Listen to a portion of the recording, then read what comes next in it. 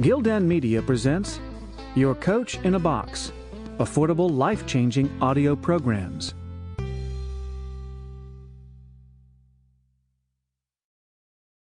Gildan Audio presents an unabridged recording of Neuro-Philosophy and the Healthy Mind, Learning from the Unwell Brain by George Northoff, narrated by Timothy Andres Pabon.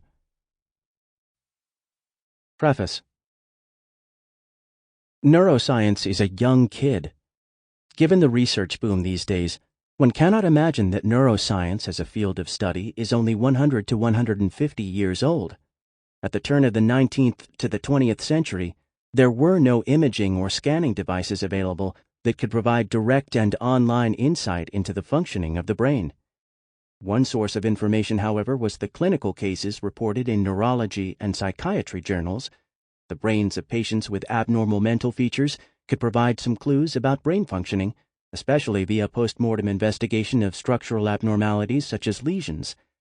Despite the fact that we have fancy tools such as fMRI, functional magnetic resonance imaging equipment these days, we nevertheless have not yet unraveled the puzzle of how the dull gray matter of the brain can generate something as colorful as the various mental features we think of as self, consciousness, emotional feelings, and personal identity.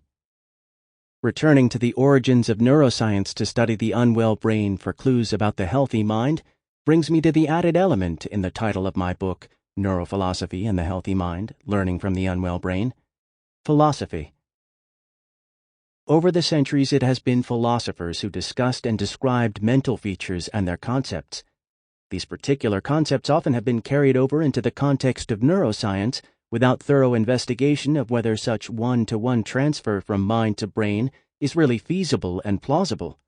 By comparing and correlating neuroscientific data and philosophical definitions of various mental concepts, for example, self, consciousness, emotional feelings, and personal identity, I reveal some major discrepancies between neuroscience and philosophy that we can overcome and bridge only by changing how we define our mental concepts in philosophy.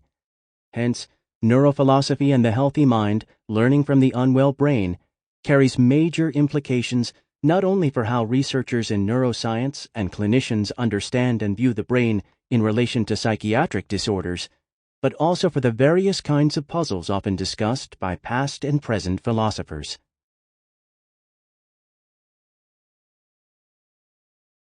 Introduction.